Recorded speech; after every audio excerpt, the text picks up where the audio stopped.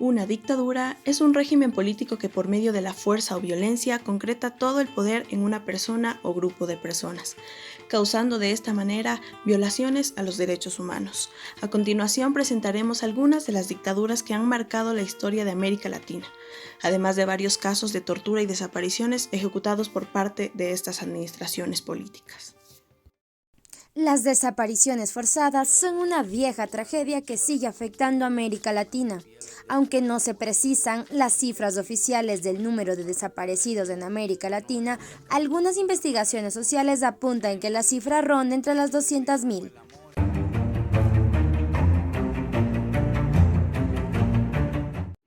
Juan María Bordaberry nació en Montevideo el 17 de junio de 1928 y murió en Ibidem el 17 de julio de 2011.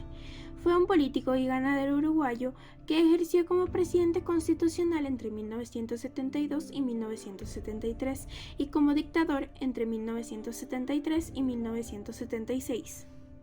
Desde el mes de noviembre del 2006 se encontraba cumpliendo una pena de penitenciaría tras ser sometido a procesos por diversos delitos de lesa humanidad, como desaparición forzada de personas bajo su periodo de gobierno dictatorial, crímenes de homicidio político y atentado contra la Constitución en reiteración real.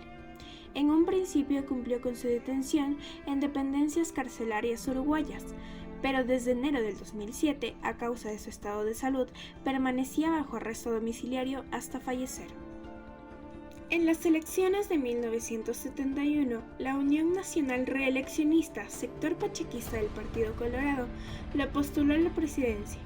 Como esto fue lo que aconteció, Bordaberry se convirtió en presidente de la República. En su momento, hubo quienes afirmaron que había irregularidades en dicha elección, en particular que había habido más votos que votantes habilitados en algunos circuitos y que estas irregularidades habían favorecido a Bordaberry. De esa forma, Juan María Bordaberry asumió como presidente en un momento de especial intensidad de las actividades, tanto de la guerrilla representada por el Movimiento de Liberación Nacional Tupamaros, como de grupos de extrema derecha como el Escuadrón de la Muerte y la Juventud Uruguaya de Pie. Todo ello en medio de una crisis económica y con múltiples medidas prontas de seguridad vigentes, lo cual daba cuenta de lo desvirtuadas que estaban la institucionalidad y la legalidad. A las 5 de la tarde, eran las 5 en punto de la tarde, un niño trajo la blanca sábana a las 5 de la tarde, una espuerta de cal y prevenida a las 5 de la tarde, lo demás era muerte y solo muerte a las 5 de la tarde.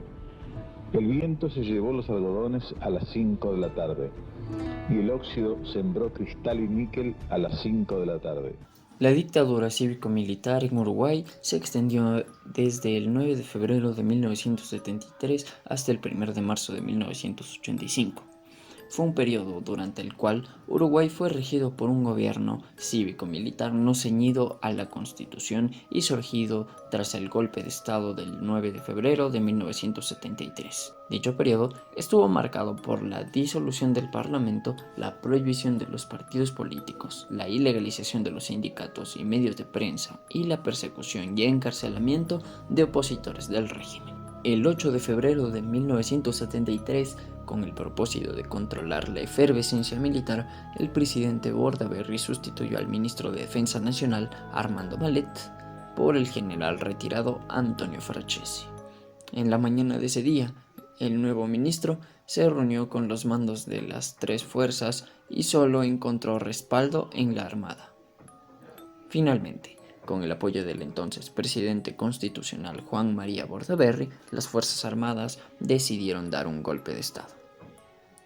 Bordaberry, queriendo devolver a los militares a los cuarteles y someterlos nuevamente al poder civil, en febrero de 1973 nombró al general Antonio Francese como ministro de Defensa Nacional. El ejército y la Fuerza Aérea respondieron emitiendo los comunicados 4 y 7, en los cuales se desconocían la autoridad del nuevo ministro, argumentando que él mismo se proponía desarticular a las Fuerzas Armadas.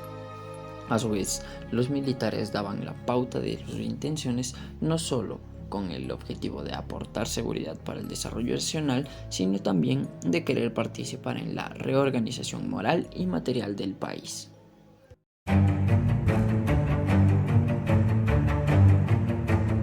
Argentina, ni Chile ni Brasil. La dictadura más larga de América del Sur fue la de Paraguay, quien vivió la dictadura militar de Alfredo Stroessner durante casi 35 años, entre 1954 y 1989, convirtiéndose en el periodo de tiempo más largo en que una sola persona tuvo el poder en un país de América del Sur. Stroessner llegó al poder después de unas décadas convulsas, debido a que en Paraguay se dio dos sucesos: primero la guerra del Chaco y segundo, debido a que 12 años más tarde estalló una guerra civil, cuando los partidos de izquierda se levantaron contra el gobierno de derecha. Un año después de la guerra, el país vivió un golpe de Estado, que desencadenó el golpe de Estado de Alfredo Stroessner en 1954. Así es como en agosto de 1954, el militar llegó al gobierno paraguayo y empezó lo que históricamente se llama el estronato. Los primeros años de Stroessner en el poder marcaron el tono de las 3 décadas siguientes, basado en un régimen en un dictador de exaltación de la identidad paraguaya, reforzado con un duro discurso anticomunista, donde para mantener el poder usó un fuerte aparato represivo y un elaborado sistema de corrupción. Empezó su gobierno con unas medidas económicas impulsadas mediante un plan de estabilización del Fondo Monetario Internacional, que profundizaron las diferencias entre las élites económicas y la población rural. Como consecuencia, enfrentó en los primeros años de su mandato varias huelgas de trabajadores, campesinos y estudiantes, que sacaron a relucir la política represiva del dictador. A quienes se opusieron a la dictadura tuvieron detenciones arbitrarias, torturas, desapariciones y el exilio. La Comisión de Verdad y Justicia calcula que hubo un total de 20.090 víctimas directas de violación de derechos humanos y 107.987 víctimas indirectas. El número total de personas que vieron violadas sus derechos según la Comisión es de 128.077 en un país con 6,8 millones de habitantes. Los sectores más perseguidos fueron los movimientos campesinos, que sufrieron el 24% de las violaciones de derechos, el Partido Liberal con 19,29%, el propio Partido Colorado con 14,21% y el Partido Comunista sufrió el 10% de las agresiones. Para hacer posible esta violación continuada de los derechos humanos, el Ejecutivo modificó la Constitución para que le permitiera la reelección permanente. Tuvo al país bajo permanente estado de excepción, limitó la capacidad del control de la rama legislativa del poder y retuvo el control político, disolviendo el Parlamento, prohibiendo así los partidos de oposición y purgando el Partido Colorado. El estronato empezó a debilitarse en la década de los 80 debido a una crisis económica que alcanzó a Paraguay y el descontento que no solo creció entre la población, sino en el seno del Partido Colorado y las Fuerzas Armadas. Así, el 3 de febrero de 1989, Stroessner fue derrocado en un golpe militar encabezado por el general Andrés Rodríguez. Durante esta dictadura, que se prolongó por 35 años, se cometieron graves y extensas violaciones de derechos humanos. Se puede estimar que durante este régimen al menos 19.862 personas fueron detenidas en forma arbitraria o ilegal, 18.772 fueron torturadas, 58 ejecutadas, 337 desaparecidas y 3.470 exiliadas según la Comisión de Verdad y Justicia de 2008. A partir de los testimonios de las víctimas se clasificó varios tipos de tortura. Tortura física, como golpes con empleo y sin empleo de instrumentos, colgamiento y posiciones extremas. La pileteada, en donde los presos eran maniatados y sumergidos en una bañera llena de agua sucia, con orina y excrementos, así como alimañas y colillas de cigarrillos. Casi asfixiados, los presos eran sumergidos una y otra vez, además de asfixia con bolsas de polietileno. La picana eléctrica, artefacto que mediante un bastón se aplicaba al cuerpo mojado de los prisioneros, produciendo dolorosos espasmos. Además se aplicaba a los genitales de hombres como de mujeres. Hubo quemaduras, cortes, violaciones sexuales, acoso y torturas psicológicas, entre las cuales podemos nombrar el aislamiento individual extremo, condiciones insalubres, hacinamiento, privación de sueño y presenciar torturas de otros. Bernabé Penayo narra su experiencia como víctima de secuestro, tortura y encarcelamiento a los 23 años, siendo en aquel entonces militante de la Federación Juvenil Comunista del Paraguay. Según cuenta, una madrugada irrumpieron en su casa y lo trasladaron al Departamento de Investigaciones de la Policía de la capital, donde fue sometido a violentas torturas y apresado durante 3 años. Recuerda que niños, mujeres y hombres eran tomados como presos políticos. Habían personas que estaban presos sin ningún juicio. Se encontraban en una habitación de 12 metros por 5 aproximadamente, entre 60 a 70 personas, sin posibilidad de salir al sol ni al patio, encerrados con temperaturas de 45 grados en el verano.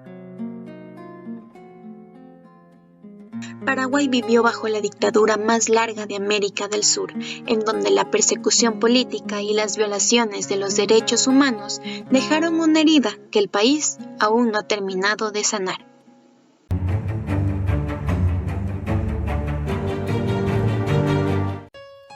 A continuación, les vamos a hablar sobre la dictadura de Rafael Trujillo en República Dominicana, que fue del año de 1930 a 1961. Tras el proceso de independencia, la República Dominicana se encontraba con muchos problemas económicos y políticos. En 1916, los Estados Unidos tomaron posesión de la isla y controlaron todo el comercio del país hasta el año 1941. En 1930, los Estados Unidos ayudaron a Rafael Leónidas Trujillo, el jefe, a tomar control del país. Trujillo fue un presidente que luego se convirtió en un dictador. Estuvo en el poder hasta 1961, año en que fue asesinado por sus antiguos amigos políticos. Trujillo es conocido por ser uno de los dictadores más violentos, sanguinarios y represivos de la historia latinoamericana. Durante su mandato no existieron otros partidos políticos diferentes al suyo, y tenía fama por perseguir a la oposición con violencia. Trujillo llevó a cabo un sistema de propaganda nacional, demandando que la gente apoyara a su autoridad como parte de este proyecto propagandístico. Como parte de este proyecto propagandístico, él promovió el lema que decía «Dios y Trujillo», en un intento de establecer un paralelismo entre el poder de Dios y el suyo.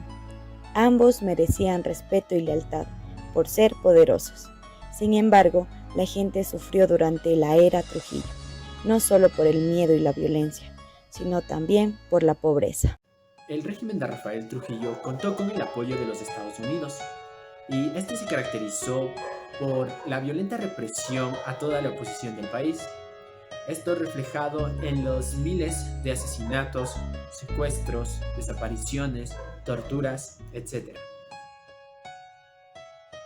Entre los actos de mayor violencia durante el mandato de Trujillo fue la conocida masacre del Perejil, ocurrida entre los primeros días de octubre de 1937, en la cual se estima que asesinaron entre 9.000 a 20.000 haitianos que se encontraban trabajando en las plantaciones de azúcar en República Dominicana, y fueron tachados como los principales culpables de la crisis económica que vivía el país caribeño.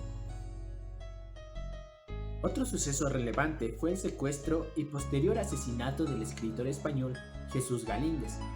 En 1940 viajó a República Dominicana, gracias a los contactos que tenía en ese país. Allí se convierte en profesor del hijo de Rafael Trujillo, Ramfis Trujillo, en la Escuela Diplomática Dominicana. Galíndez mantuvo una buena relación con el dictador dominicano hasta 1946, año en el que huyó hacia Estados Unidos, Nueva York. Ya en Estados Unidos, él publicó su tesis doctoral llamada La Era de Trujillo, donde denunciaba el régimen del dictador. Galíndez fue secuestrado en Nueva York el 12 de marzo de 1956 y enviado por avión a República Dominicana, donde fue asesinado por orden de Rafael Trujillo. Fue dado oficialmente por muerto el 30 de agosto de 1963, pero su cadáver nunca fue encontrado. Minerva Patria y María Teresa Mirabal fueron las más importantes activistas políticas en República Dominicana durante la dictadura de Rafael Trujillo.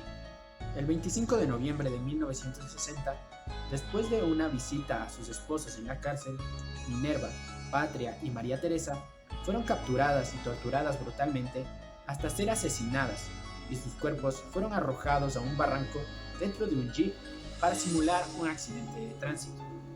Tras este terrible acto, aumentó la presión social hacia el gobierno, y Trujillo fue asesinado meses después.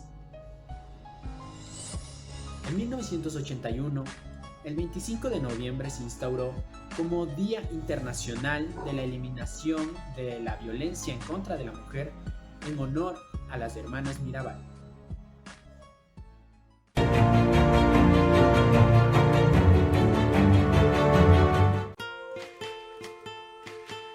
El Fujimorato o dictadura de Alberto Fujimori fue un periodo comprendido entre julio de 1990 hasta noviembre del año 2000. Fue una etapa en la cual Fujimori gobernó de forma total, pues con el anuncio de un autogolpe en el año 1992 disolvió el Congreso de manera inconstitucional e intervino con el ejército en las calles a varias instituciones como el Tribunal Constitucional y el Ministerio Público. Disolver temporalmente el Congreso de la República como ciudadano elegido por la grande mayoría nacionales. Solo me anima el deseo de lograr la prosperidad y la grandeza de la nación peruana. Solo será posible a través de una profunda transformación del Estado y sus instituciones. Varias denuncias por corrupción y secuestros marcaron su periodo, pero uno de los escándalos más grandes que desató el gobierno de Fujimori fue que este ordenó la esterilización forzada de aproximadamente 200.000 mujeres indígenas en Perú. Susana Higuchi, primera dama de Perú en ese entonces, denunció la corrupción de su esposo y varios de sus familiares y allegados. En 1994 se divorció tras acusarlo de secuestro y torturas en los sótanos del Servicio de Inteligencia del Ejército, situaciones que habían ocasionado un gran daño a su salud física y mental. No se puede ceder al chantaje ni a la intimidación, vengan de donde vengan. He decidido por ello separar a mi esposa de la función de primera dama. En el año 2000, acorralado por la cantidad de escándalos que obtuvo su gobierno, se trasladó a Japón, en donde anunció su renuncia a la presidencia de Perú y solicitó asilo político. Sin embargo, el Congreso no aceptó su renuncia y decidió destituirlo por incapacidad moral. En el año 2009, Alberto Fujimori fue condenado a 25 años de prisión por violaciones a los derechos humanos durante su mandato, sentencia que se confirmó en el año 2010 por parte de la Corte Suprema de Justicia de Perú. Desapariciones forzadas y torturas en el periodo de Alberto Fujimori. Perú, el país donde solo 47 de los más de 20.000 casos de desaparición forzada han terminado en sentencia. La Comisión Internacional de Juristas pidió acciones para evitar la impunidad de las desapariciones en el conflicto que vivió Perú durante 20 años, hasta el fin del gobierno de Alberto Fujimori, en el que se cuentan 7.334 ejecuciones extrajudiciales. Entre ellos tenemos dos de los casos que mencionaremos a continuación: La Cantuta y Barrios Altos. Para poder entrar en contexto, ¿quién eran el Grupo Colina? Fue un grupo paramilitar cuyos miembros operaron en el Perú en distintos destacamentos desde los años de 1980 hasta inicios de la década de 1990. Junio 7 de 1993, La Cantuta. En la madrugada, miembros del destacamento Grupo Colina irrumpen en los dormitorios de la Universidad Nacional Enrique Guzmán y Valle, secuestran y desaparecen a 9 estudiantes y a un profesor, a quienes primero llevan afuera de la ciudad de Lima, para después asesinarlos y sepultarlos en fosas clandestinas. Las víctimas fueron encontradas en la ciudad de Cieneguilla. Además, los autores fueron condenados entre 1 a 20 años de prisión y la Corte estableció que el crimen fue cometido por el Grupo Colina, con el conocimiento del entonces presidente de la República, Alberto Fujimori. Julio 4 del 2009, el expresidente Alberto Fujimori es condenado a 25 años de prisión por los hechos. Los restos de 4 de las víctimas todavía no han sido identificados. Noviembre 1 del 2020. Tras un indulto, Fujimori es devuelto a prisión. Marzo 12 del 2021. La Corte Interamericana de los Derechos Humanos convoca una audiencia pública de supervisión del cumplimiento de sentencias. Marzo 11 de 1991. Matanza en la colonia de Barrios Altos. 6 miembros del escuadrón del Grupo Colina irrumpen en una fiesta donde se realizaba una pollada de recaudación de fondos para poder reparar el edificio. Los integrantes del escuadrón ordenan a las víctimas que se echen al suelo y luego abren fuego, matando a 15 personas e hiriendo a 4. Luego del ataque, los miembros del Grupo Colina se retiran de la colonia. En mayo 4 de 1992, como una táctica, el expresidente de la República, Alberto Fujimori, se da un autogolpe de Estado y con esto retrasaría la investigación. Julio 4 del 2009, como lo habíamos mencionado, Alberto Fujimori fue condenado a 25 años de cárcel y en 2019 la Corte de H publica la resolución del cumplimiento de sentencia en los casos Barrios Altos y La Cantuta. En todo el proceso, Fujimori pidió varios indultos. Entre ellos, una prueba de que el indulto fue otorgado por motivaciones políticas se presentan en 2 videos, en donde el congresista peruano Kenji Fujimori afirma al también congresista Moisés Mamani que hubo una negociación con el entonces presidente Pedro Pablo Kuczynski para otorgar el indulto a favor de Alberto Fujimori.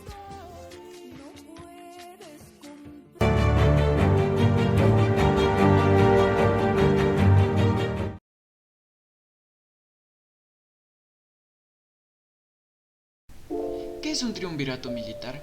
Un triunvirato es una forma de gobierno ejercido por 3 personas habitualmente aliadas entre sí. En Ecuador existió un triunvirato.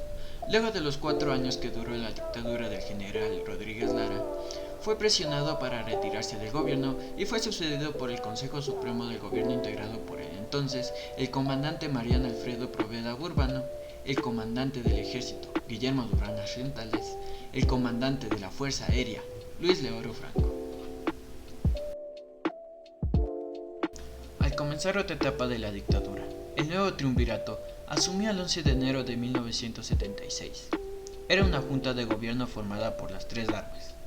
El régimen derogó las medidas reformistas de Rodríguez Lara, paralizó la reforma agraria, aseguró a los empresarios rurales la inviolabilidad de la propiedad de sus tierras, acentúa la dependencia contra las empresas petroleras norteamericanas, devaluó la moneda y congeló los salarios.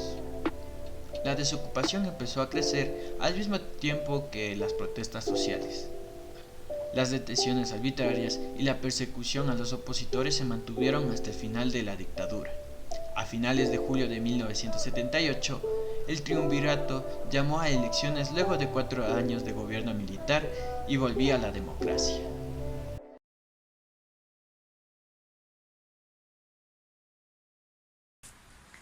La masacre de Astra es considerada como una de las más infames e inhumanas represiones en contra de los grupos obreros.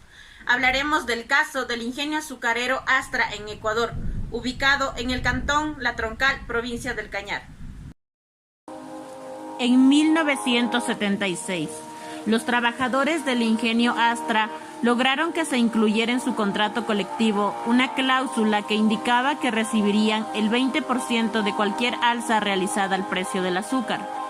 Luego de que la dictadura militar anunciara el alza del quintal de azúcar de 220 a 300 sucres, se emitió en septiembre de 1977 un decreto que eliminaba de forma unilateral la cláusula que daba participación de las ganancias del alza a los trabajadores. En 1977, bajo el mando del gobierno militar del triunvirato, los trabajadores del ingenio azucarero declararon una huelga por exigir mejoras salariales. Esta masacre dejó como resultado la muerte y desaparición de un centenar de trabajadores, y a la vez sirvió de ejemplo para quienes se atrevieron a declararse en huelga y en general a quienes impulsaran cualquier acción de lucha.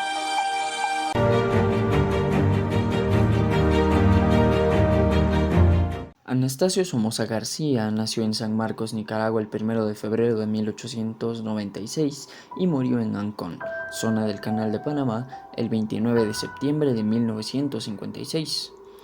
Fue un político, militar, empresario y terrateniente nicaragüense, hijo del senador y hacendado Anastasio Somoza Reyes y Julia García.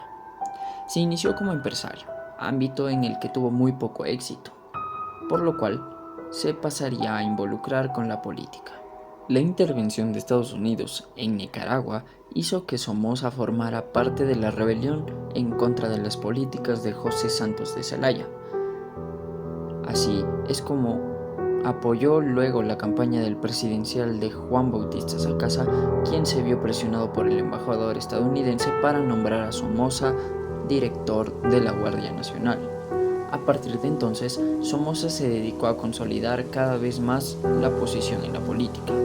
Fue gobernador de León, cónsul de Nicaragua en Costa Rica y ministro de Relaciones Exteriores durante el gobierno de Juan Bautista Sacasa. El 21 de septiembre de 1956, Somoza sufrió un atentado en la ciudad de León, en Nicaragua, a manos del poeta Rigoberto López Pérez. Fue internado en el hospital de la zona del Canal de Panamá, donde pocos días después murió debido a una mala praxis de los doctores. Su hijo Luis Somoza de Baile lo sucedió en el poder.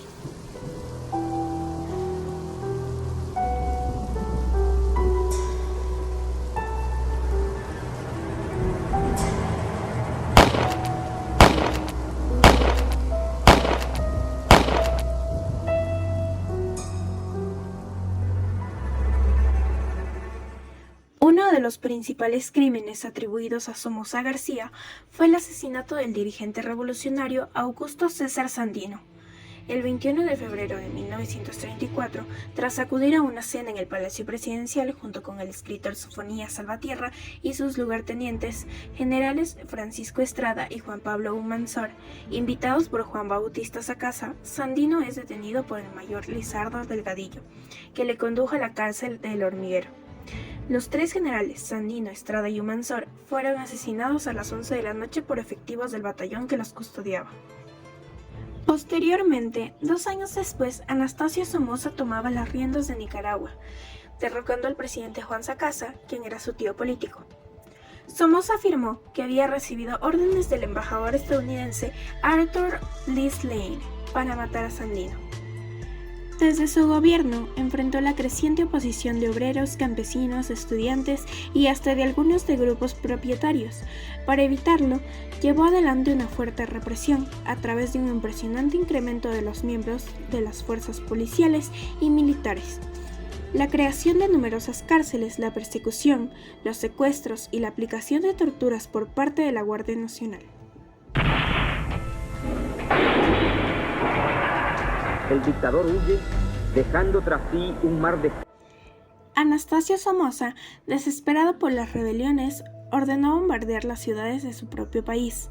Ataques, muertes y bombardeos se convirtieron en la vida cotidiana. Todavía, sin embargo, faltaba la masacre final. En junio, Somoza desencadenó la Operación Arrase, con tanques Sherman, aviones y artillería pesada, dejando a centenares de personas sin hogar y con un saldo de muchos miles de muertos. Se calculó que fueron asesinadas 50.000 personas, 30.000 desaparecidas y 400.000 encarceladas en Nicaragua. Atención, atención, Guardia Nacional. El general Anastasio Somoza ya se retiró del poder. Luego fue sucedido por sus hijos Luis Somoza y Anastasio Somoza, quienes extenderían el periodo de tiranía hasta finales de la década de 1970 y serían responsables de actos de tortura, represión y fallecimientos de figuras ilustres como el periodista nicaragüense Pedro Joaquín Chamorro. Hoy solo queda el recuerdo de la Guardia Nacional, de las cercas de tortura y de las ejecuciones masivas. Para concluir con este trabajo, podemos decir que las dictaduras han existido a lo largo de la historia humana, donde se violan los derechos humanos sin distinción, abarcando incluso a niños. El gobernante autoritario se vale de su poder para castigar a los sectores especialmente productivos de un país o región, provocando caos y muchas muertes, con el fin de exterminar a sus opositores. De la misma manera, la historia nos cuenta que un pueblo unido y valiente puede derrocar al dictador.